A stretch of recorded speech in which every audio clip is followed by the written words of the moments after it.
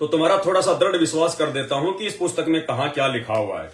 सबसे पहले ज्ञानगंगा पुस्तक खोलिए, ज्ञानगंगा पुस्तक पेज नंबर 166, जहां पे नास्त्रेदमस की भविष्यवाणी शुरू होती है। ध्यान से देख लेना ये फोटो, नई पुरानी में पेज नंबर का अंतर हो सकता है, इसलिए आपको बता रहा हूं कि जहां नास्त्रेदमस की भविष्यवाणी है, नई पुस्तक में या पुरानी पुस्तक में, ध्यान से सुन लीजिए, बार बार नहीं बताऊंगा। 99% भक्तों को नहीं पता कि इस पुस्तक में क्या क्या गूढ़ रहस्य हैं। और ये बात भी सबसे पहले परमात्मा ने दास पे ही रजा बख्शी कि युग परिवर्तन का समय कब तक है, 2028 तक, जो इस पुस्तक में लिखा हुआ है। ये भविष्यवाणियां तो हमारे सामने बाद में आई है, ये भविष्य मल्लिका तो बाद में आई है, नास्त्रेदमस बाबा वेंगा इनकी बातें तो बाद में आई हैं। इस पुस्तक में संत रामपाल जी भगवान ने, अंतर्यामी परमात्मा ने सब कुछ पहले से लिख रखा है। तो भैया ज्ञानगंगा पुस्तक नई वाली पेज नंबर 166, ये पुराने वाले में भी है, सिर्फ पेज नंबर का अंतर हो सकता है। इसलिए मेरे हाथ में जो ज्ञानगंगा है ये 2014 बरवाला कांड के बाद में छपवाई हुई है, इसका पेज नंबर 166 है। पेज नंबर 166 पे नीचे आइए आप, उसमें लिखा है उसके कारण महापरिवर्तन का काल आरंभ होगा, और वह काल होगा सन 1905 से लेकर 2028 तक। ये साफ साफ लिखा हुआ है, सन 2028 देख लो, ये वाला सन 1905 से लेकर 2028 तक ये महापरिवर्तन का समय है, युग परिवर्तन का समय है, धर्म युग का समय है। और जब जब युग परिवर्तन होता है भैया, भयंकर विनाश होता है, भयंकर विनाश। अब विनाश लीला भी इस पुस्तक में लिखी हुई है, मराठी भाषा में लिखी है परमात्मा ने, हिंदी अनुवाद नहीं किया। परमात्मा ने इस मराठी भाषा का, नास्त्रेदमस की भविष्यवाणी का हिंदी में अनुवाद नहीं किया, क्योंकि इसमें गूढ़ रहस्य थे। ये समय आने पर ही परमात्मा चाहते थे कि मेरे बच्चों तक पहुंचे, इसलिए आपको बता देता हूं आज। इसी ज्ञानगंगा पुस्तक में जब हम आगे चलेंगे तो परमात्मा ने पेज नंबर 169 पर अमेरिका और रूस के बीच में भयंकर परमाणु युद्ध होगा, सूर्य दिखाई देना बंद कर देगा, घना अंधकार छा जाएगा, भयंकर बादल छा जाएंगे, धुआं के, अनाज की भयंकर कमी होगी। संत रामपाल जी ने लिखी है, समर्थन किया है, तो होगा। तो इसमें क्या लिखा हुआ है, मराठी भाषा में है, जो मराठी भाषा जानते हैं वो समझ लेना, मुझे जितना समझ में आया उतना आपको बता रहा हूं। इसमें लिखा है, साली छेडल्या जणान्या तिसन्या जागतिक महायुद्धात आज वरवर पाहता परस्पर विरोधी राष्ट्र मित्र बनून अमेरिका व रशिया यांचे एकत्रित बल प्रचंड असेल।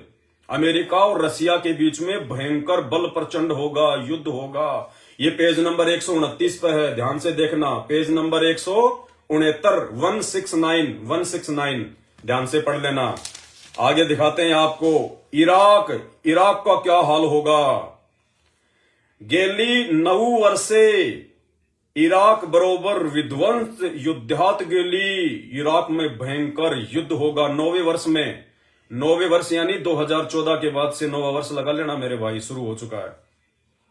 जवल जवल 1000 किलोमीटर प्रदेश इराक ने छोड़ लेला नहीं।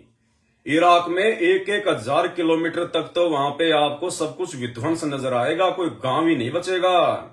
युद्ध कैदी सोडविल्या आले नस्ल्याले युद्ध धावले, जो कैदी हैं उनको भी जेलों से निकाल दिया जाएगा, हाथों में हथियार दे दिए जाएंगे लड़ने मरने के लिए। परंतु ईरानची मान हानि संपलेली नहीं, परंतु इराक में जो हानि होगी उसका फिर दोबारा किसी भी प्रकार से मतलब संभलने में नहीं आएगी।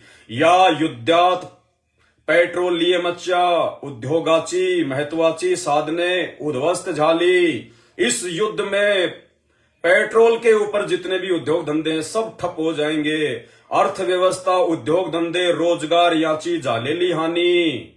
हाँ, उद्योग धंधे, रोजगार ये सब बुरी तरह से ठप हो जाएंगे।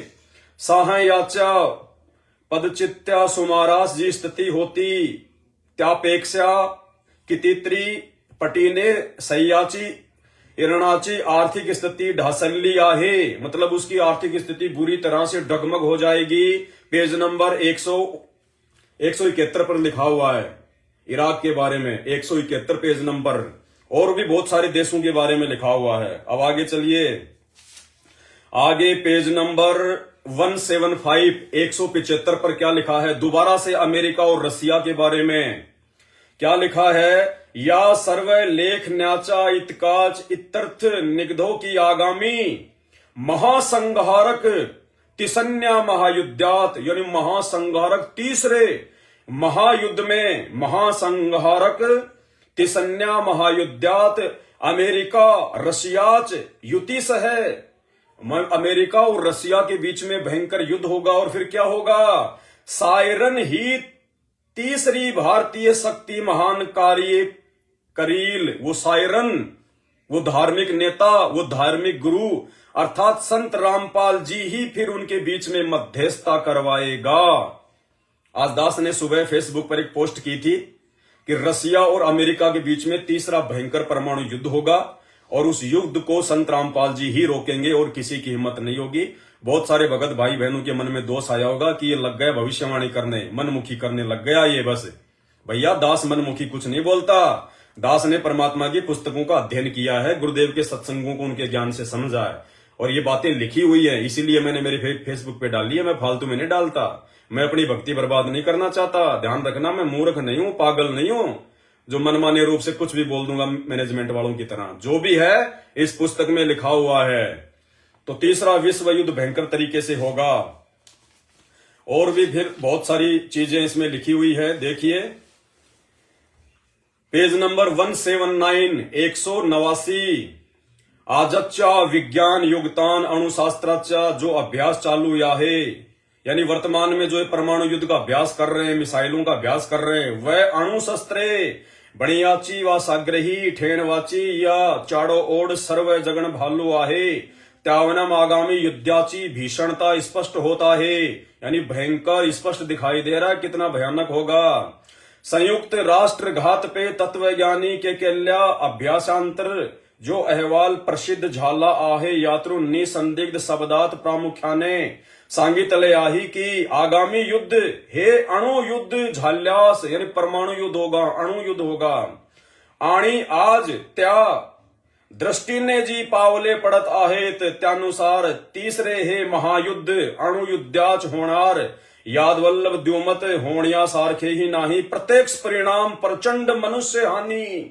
क्या लिख रखा है? प्रत्यक्ष परिणाम प्रचंड मनुष्य हानि, यानी मानव भयंकर जनहानि होगी। उद्ध्वस्त झिलेल देशे भस्मात झालेली भालमता व शेती या दुष्शानी तिसलते हे खरेचपण त्याही पेक्षा यातेचे अप्रत्यक्ष परिणाम प्रदीर्घ काल पर्यंत, यानी जो अप्रत्यक्ष जो परिमाण होंगे वो बहुत लंबे समय तक लोगों को झेलने पड़ेंगे उन युद्ध के बाद, परमाणु हमलों के बाद।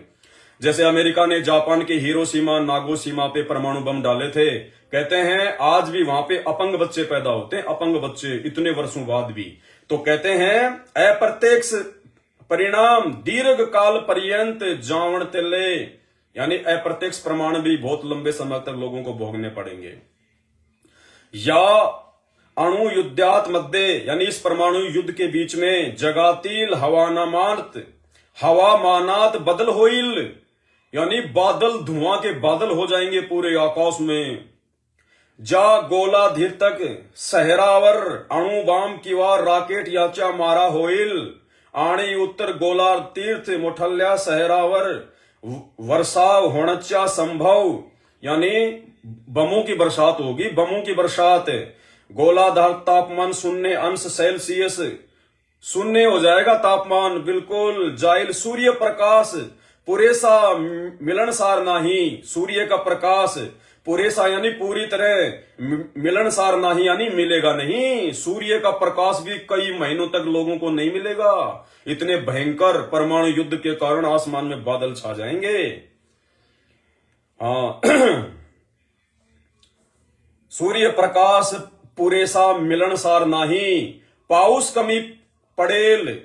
यामो तेले शेती वनस्पति उगणवच्चा, वनस्पति उगना बंद हो जाएगी, पेड़ पौधे उगना बंद हो जाएंगे। होण्यावर विपरीत परिणाम होईल। ओझेनच्या संरक्षण थर कमी होती आहे अशी आजक आवई उठली आहे। तो संरक्षण थर ही अणुयुद्धाने आणखी कमी होईल। अणुयुद्ध जब होगा तो क्या होगा? आणखी कमी। अनाज की कमी भयंकर रूप से उत्पन्न हो जाएगी। अनितिल किरण रोक ले जाण्याचे प्रमाण कमी होईल।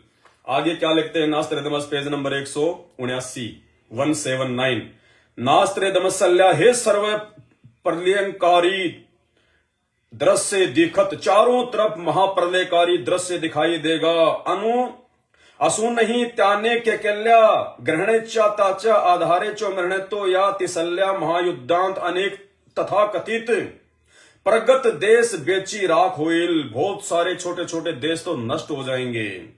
तरी त्यातून मानवंश टिकुल राहिल हिंदुस्तान महणचे हिंदू राष्ट्र। उसके बाद हिंदुस्तान हिंदू राष्ट्र बनेगा संत रामपाल जी भगवान के प्रयासों से। फिर आण त्या देशात जन्म लेला दृष्ट्या नेताच सर्व जगान तारणहार जगत जेता असेल। वो जगत का तारणहार वो संत रामपाल जी फिर पूरे विश्व को, जो आत्माएं बचेंगी उस संघार के बाद में जितने लोग बचेंगे उन सभी लोगों को संत रामपाल जी के प्रयासों से, संत रामपाल जी के भक्तों की टीम के द्वारा फिर उन सबको एक किया जाएगा। वो सभी फिर भारत को फॉलो करेंगे, फिर भारत सनातन की तरफ बढ़ेगा, फिर भारत जो है हिंदू राष्ट्र बनेगा। ये सारी की सारी भविष्यवाणी भैया इस पुस्तक में लिखी हुई है ज्ञान गंगा में। जिसको मराठी आता है वो अच्छे से पढ़ लेना, जिसको नहीं आता वो अनुवाद कर लेना। तुम्हारे बाप ने लिखी है संत रामपाल जी ने, पवनदास ने नहीं लिखी। पवनदास केवल बता रहा है जो तुम समझ नहीं पा रहे अभी तक। इस मैनेजमेंट की पूंछ छोड़ दो, सबकी मर्यादा खंडित है। सात संगति में आके भगवान से रो रो के नाक रगड़ के प्रार्थना करके वापस अपनी भक्ति पे लग जाओ। सपने में भी उन फर्जी आश्रमों का मुंह मत देखो, ना घर के रहोगे ना गांठ के धोबी के कुत्ते नजर आओगे। उस समय तक तुम पहुंच ही नहीं पाओगे, क्योंकि उस समय से पहले भारत में इतना तांडव मचेगा, गृह युद्ध का, आर्मी शासन लागू हो जाएगा, इमरजेंसी लागू हो जाएगी। तुम लोग जो है घबरा कर ही मर जाओगे कि अब क्या करें। मर्यादा तोड़ दोगे, दूसरे रास्ते अपना लोगे, अनाज की कमी होगी, भूखे मरोगे। भगवान पे विश्वास है नहीं तुम्हें, मर्यादा है नहीं, परमात्मा कोई राह तुम्हें देगा नहीं, तो क्या होगा? जा जाके तुम जो है मतलब जहां कोई और वहां पे रोटियां बट रही है और वहां पे छाछ बट रही है, तुम भगत होके जा जाके हाथ फैलाओगे उनके आगे, अरे देना भाई साहब एक रोटी, देना एक रोटी। तो जो कुत्तों की तरह मांगेगा उस समय फिर परमात्मा उसका साथ नहीं देगा। इसलिए भाई मर्यादाओं की जरूरत है भक्ति में। तो भाई और बहनों, ये तो दास ने आपको स्पष्ट बताया, स्पष्ट दिखाया, मेरा इसमें कोई रोल नहीं है। अब परमात्मा क्या चाहते हैं? मालिक तो अंतर्यामी है। अब परमेश्वर चाहते हैं कि मेरे बच्चे उस विनाशकारी समय में कैसे अपने आप को संभाल के रखें, कैसे उस समय इनको धैर्य हो, इनको धीरज हो, इनको अपने गुरु जी पे विश्वास हो, कैसे उस समय तक इनकी भक्ति इनकी बचे, इनकी मटकी में जो छेद हो रखा है वो छेद रुके, इनकी भक्ति रुके, और भक्ति की शक्ति से, योग के जो है वो बल से इन आत्माओं में उस समय इतनी दृढ़ता आए कि कितनी भी बुरी तरह से काल तोड़ने का प्रयास करे। क्योंकि खेल सारा ये काल का होगा, आत्माओं को तोड़ने का। क्योंकि युग परिवर्तन का समय है, उसको पता है कि परमात्मा इस समय धरती पर है और तेरा साम्राज्य वो छीनेगा, तो उससे पहले पहले जितनी आत्माओं को समेटेगा वो समेट लेगा। तो भैया वो तो जब तूफान जब जाता है ना, जाता जाता कितना नुकसान करता है।